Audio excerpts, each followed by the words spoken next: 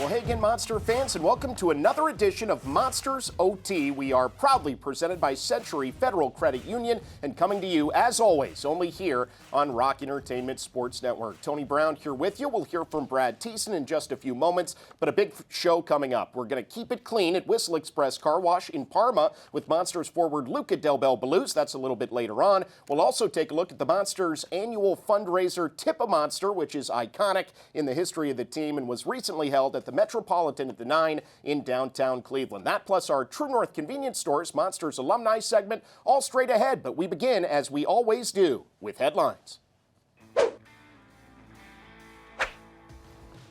All right, Brad Thiessen joins me now. And Thies, this episode on headlines, we begin with the North Division standings because this time of year, that's what it's all about. So let's run down who's in front in the North Division right now, and that's the Laval Rocket with 63 points. They've got a 1-point cushion as at the time of this taping on second place Rochester. Cleveland in third, just ahead of Toronto, and then it's Syracuse, Belleville, and Utica rounding things out. But you got to look at the standings now. We've been doing it throughout the season, but now it's when the numbers count the most as we drive towards the playoffs. Yeah, once you get past that all-star game as a player, you really start to dial in to figure out where you're at.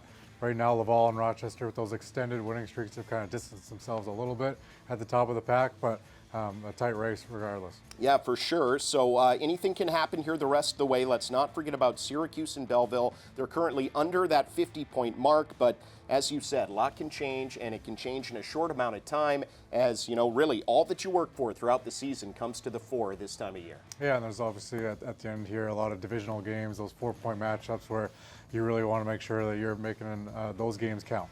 Let's take a look at the remaining schedule for Cleveland here as we continue on headlines. 26 games left for the Monsters, and really all but one of their opponents in playoff position right now. Some of the top teams in the league, like Texas, like Hershey, like Laval, like Rochester. It's not going to be easy down the stretch. No easy games when you look at that schedule, which is good because once you get to the playoffs, you're playoff ready because you've been playing those really good teams, and Monsters are going to be in for a tough stretch down the way here. Yeah, 13, 11, and 6 is Cleveland's record combined against all those opponents, at least the ones they've faced, that they still have left on their schedule the rest of the way this year. That's good for a .533 points percentage, but really for Cleveland, every single game is going to be tough, and every single point is going to be really important to their playoff positioning.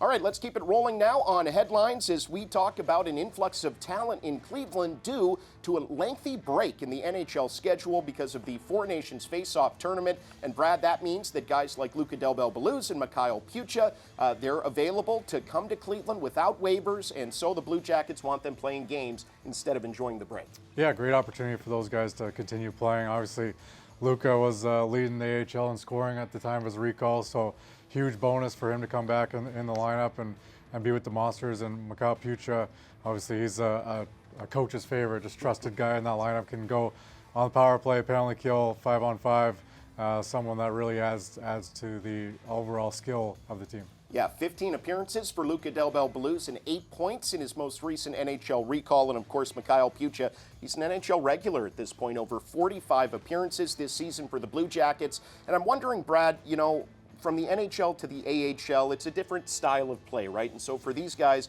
what are they trying to achieve in their time with the Monsters here, knowing that there's a potential at the end of this break that they're headed back up top? How does it change their perspective on the assignment? Yeah, I mean, you want to stay sharp because you know that opportunity is still is going to be there once the break's over, and you want to be able to come down here and make a difference, continue those, stay sharp with your skills, and contribute. You want to win games too. So when you're down here, you want to be a difference maker at this level and show that you're one of the top players.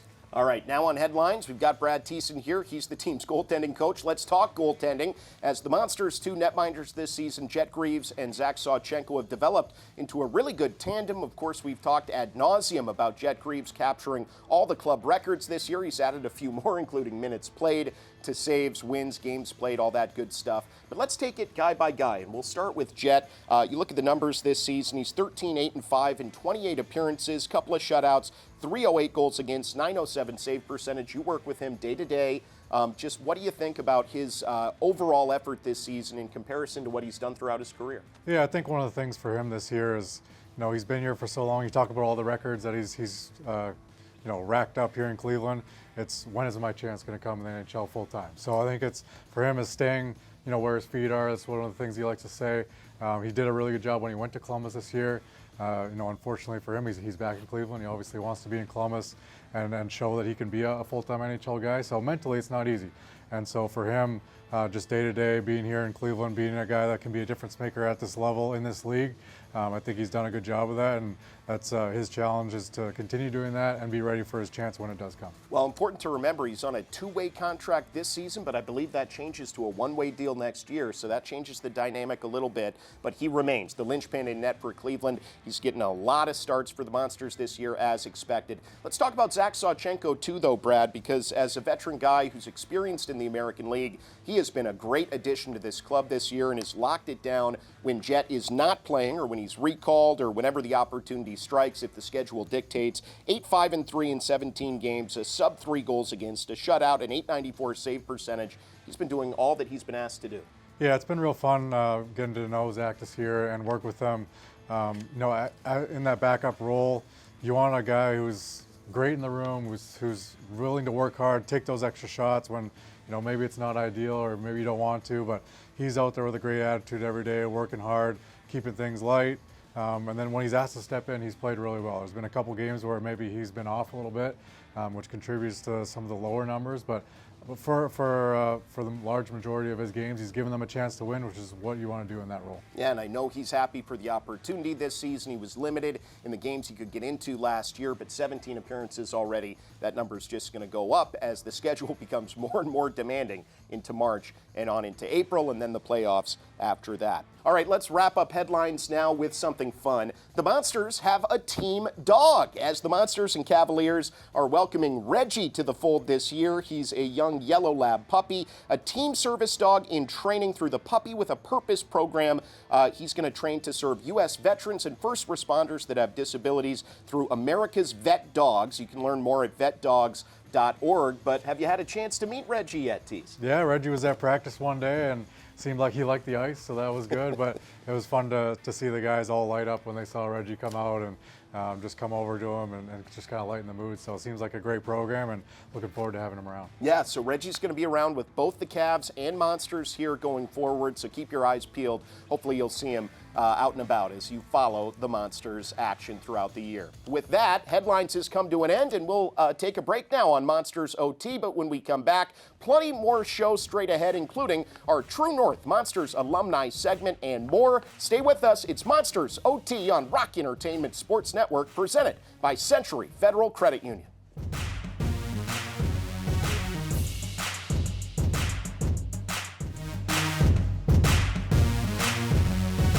Welcome back, everyone, on Monsters OT, presented by Century Federal Credit Union here on Rock Entertainment Sports Network with Brad Thiessen. I'm Tony Brown. A lot of show coming up. We'll look at the recent Tip a Monster fundraiser that the Monsters used to raise a ton of great money for the Monsters Community Foundation. Also still ahead, our Monsters alumni segment presented by True North Convenience Stores. But Brad, right now it's time to go in the room and hear from Trent Vogelhuber, the team's head coach.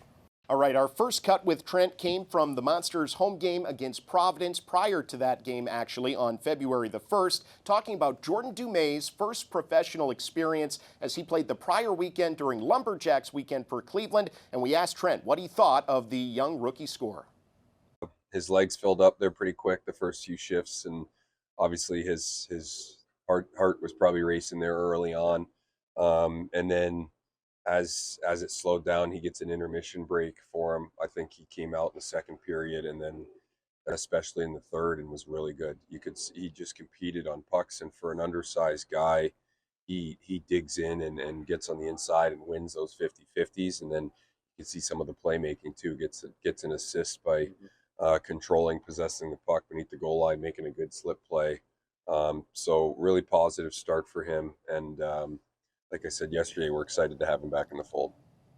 Well, Monster's excited to have him, but Brad, he was excited to play. And I like what Trent did there. It's not just the anticipation coming off of injury, but think of the nerves just being in a game for the first time in over 400 days. I'm sure he was feeling a whole lot of feelings on that day. Yeah, I'm sure it was. I know his dad was in attendance as well, which was pretty cool to be able to see his first pro games. But it's fun when you see a guy put in all the work that he has and be rewarded for it, and be excited about that opportunity. And obviously he looked really good, and just the talent and abilities that kid has, it's going to be a real help to the Monsters here down the stretch. He's played 4 games. He's got 4 points as a professional. Not bad. Pretty good start. Let's keep it rolling in the room now with thoughts from Trent Vogelhuber prior to the Monsters' overtime loss, in Lehigh Valley on Friday, February the 7th. He talked about Stephane Matteau, the team's captain, and how he is on a line with Jordan Dumais and serving as a mentor of sorts for the young player. Just a guy who's been around and done it all, and a guy who's just barely started his pro career. So I like that. I kind of like that combination, and Steph can help him through little things, even face-off setups and responsibilities before you take a draw, and talking to each other on the bench. And not that it went into the decision making, but both French guys that can speak together if they need to, and maybe that makes him feel a little bit more comfortable. So I think it's important to have guys like Steph, and that's why their value is so high, to help, whether they're playing with them or not, help those guys entering their pro career kind of figure it out and get started. Yeah, it's an interesting match there, Brad, not just in terms of the mentorship element here, but also putting those players together because they sort of counterbalance each other nicely on either side of a line.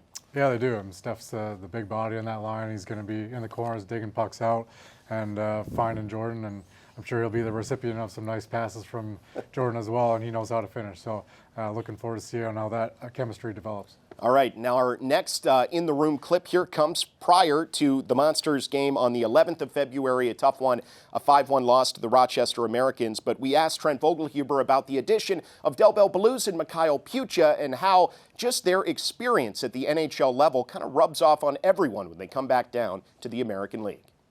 They're both good players, obviously. We know both of them really well. And just makes us better when you get good players in that obviously come down from the NHL. They should be confident, and they just make our team execution better, make our playmaking better, and you get a little confidence boost when you have guys like that you can depend on. So obviously we're selfishly looking forward to having them in the lineup, and it's good to see them again. Brad, when you talk about being in the NHL, a lot of times people talk about, the play up there and the hockey up there and how the level gets raised in that regard. But it's also true that just the way the players go about their business at that level can teach a player a lot about the industry and the game just being in that environment. Yeah, I'm sure. And a guy like Luca Belluz is there for the first time. He's wide-eyed and watching what guys are doing up there. And it was just been a great experience for him. And then, like you said, now he can take that down here and really apply that and make himself a better player because of it. Well, that'll do it for our In the Room segment. Right now, though, let's get to know Luca Belluz as the Monsters All-Star forward sat down with us and kept it clean at Whistle Express Car Wash in Parma.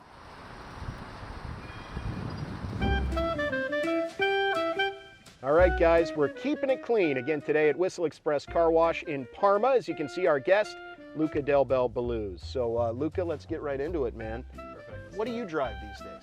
I'm fortunate enough that I don't have my own car. I get to drive my parents' car. So I drive a Porsche Cayenne. Yeah, it's pretty nice. It's pretty fun to drive, so yeah, it's good. Okay, so when you think about all your teammates, right? Like, who's got the best car right now? There's a few good cars. I also like trucks, so I'm gonna go with either Cole Clayton or Hunter McCown. They got some nice trucks. Nice. All right, so we were talking to Fixie about this, but stick shift, automatic, do you know how to drive a stick? Have you ever tried? I do not. Have you never attempted that? No, and I don't want to. I feel like I'd ruin it. Who would you want with you in your car if you're gonna go on a, like we do, 6-7 hour ride? I'm gonna want someone who keeps me entertained, someone I can chat to, not get bored of. So I'm gonna go with Jet Greaves, Owen Sillinger. Those two guys keep it light on the bus. All right, so now the real question, who would you absolutely not want to be in a car with? James Malatesta. He sleeps the whole time. That was a quick answer. Yeah. So you had that one on the tip of your tongue. What are you doing on the bus to kill time? Some guys play cards, there's a lot going on, but what do you do personally? I am towards the middle of the bus right now, and like I said, the guys that are in the middle with me they talk a lot, so we kind of keep it light. After it kind of cools down throughout the night, maybe I'll just throw on a Netflix show or whatever, maybe YouTube or something like that. Well, you've been in Cleveland now, your second year here, so just general terms, what makes this a great place to be in the American League? Honestly, I always say to people who ask me about Cleveland, especially in the East, I think it's one of the best places to play. Our fans, our rink, the city, there's so much to do. Yeah, you can't go wrong with Cleveland. All right, well, that was keeping it clean here at Whistle Express Car Wash in Parma. That's Luca Belluz. We got to get him to practice. So until next time, I'm Tony Brown.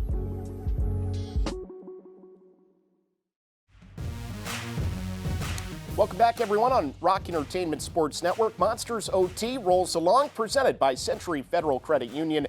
I'm Tony Brown. Still to come, our Monsters alumni segment, courtesy of True North Convenience Stores. But right now, it's time to take a look at the Monsters' annual signature fundraising event. That's right, I'm talking about the somewhat infamous Tip-A-Monster, and it took place this January at the Metropolitan at the 9 in Cleveland. This is the signature fundraiser for the Monsters Community Foundation, and it's so important to all the work we do in the community the entire year. Our goal for this Tip-A-Monster was to give people even more chances to either interact with a player, get something signed, have a photo to take away from the occasion, or to leave with some really special memorabilia, which you can only get at an event like this. It's a fun night for us every year. You know, it's really cool to come to a venue like this and kind of check it out, and it's great to be able to spend some time with the fans and mingle with them and get to know them a little bit more than we usually do. You know, hockey is nothing in the grand scheme of things, really. It's it allows us to get all together tonight for events like this, but you know, when you hear some stories and you know what some causes are for, puts things into perspective, and it's great what the game can do to get people together. It's really awesome. This is this is my first. I didn't know what to expect, but it's really great getting to interact with all the players and all the fellow fans, and just getting to like make bread with them or break bread with them. It's really, really awesome. Honestly, it's really, really cool. I think sometimes when you're just going to games, it can just be sort of like, all right, I gotta get to my seats and go. But to be able to hang out with fans that are just as passionate as I am is really, really cool. And the staff, like all of the staff, not even just here at Metro 9, all of the Monster staff are amazing. They do amazing work, and I'm just happy to be able to have a relationship with them and talk to them because they do amazing work. We'll keep an eye out early next year. We did sell out this time around, so we would love for more people to be able to join us, but it's a hot ticket, so clevelandmonsters.com/community. Follow us on social, and we'll be able to get you tickets next year.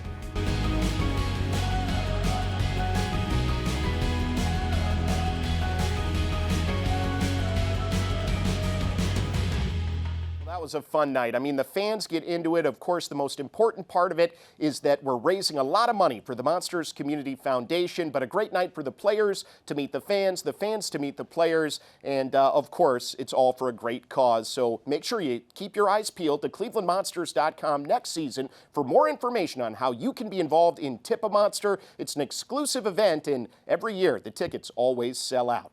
All right, before we take another break here, we wanted to quickly run through some key promotions that are coming up for the Monsters in the next several weeks. We'll begin Friday, February the 28th, Cleveland hosting Charlotte at 7 p.m. It's our Black Heritage celebration. Always a really meaningful game, an impactful game there. And following it up the next day on Saturday, March the 1st, it'll be specialty jerseys for our University Hospitals Rainbow Babies and Children's Night, also against Charlotte at 7 o'clock. The next weekend, then, the 7th and 8th of March, the Monsters host those mighty Hershey Bears, the two-time defending Calder Cup champions. On Friday the 7th, it's our Women's History celebration at 7, and the following day at 4 p.m., Pucks and Paws. That is always one of the top promotions throughout the year for Monster fans. You can bring your furry friend to the game, get all the info, but more importantly, buy your tickets ASAP at clevelandmonsters.com, and all 4 of those games will feature the Monsters Food Drive, which is presented by Trusted Sex. So we hope to see you out at Rocket Mortgage Fieldhouse for Monsters hockey as the season progresses into March and beyond. We'll take a quick break on Monsters OT. We'll come back and wrap things up after this. Stay with us on Rock Entertainment Sports Network.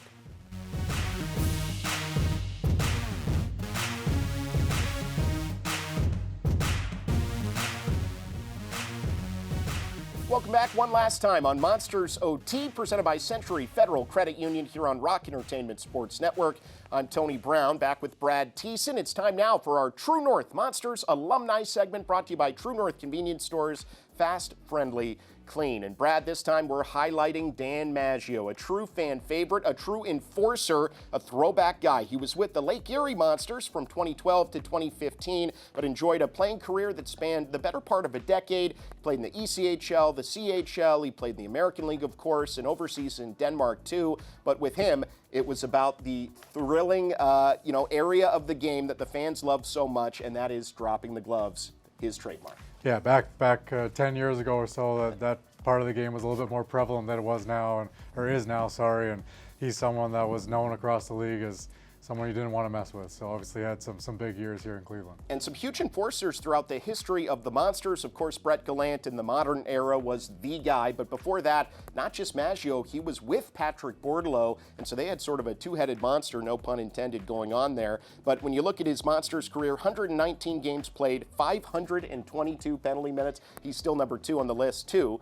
Brett Gallant, but certainly a guy that connected with the fans and enjoyed, as you have, Brad, and countless other players here, a great relationship with the supporters of the team. Yeah, for sure. Those guys always seem to connect themselves, endear themselves to the fans with their style of play, so he was one of those guys. All right, well, thank you very much, Brad Thiessen. That'll do it for our True North Monsters alumni segment, and in fact, that'll do it for another edition of Monsters OT. Big thanks go out, of course, to Century Federal Credit Union, our proud presenting partners. I want to thank as well Leo Simone, Jeremy Hawks, the rest of our outstanding crew. Once again for Brad Thiessen and True North Convenience Stores, I'm Tony Brown saying thanks for watching, and we'll see you next time on Monsters OT, presented by Century Federal Credit Union, only here on The Rock.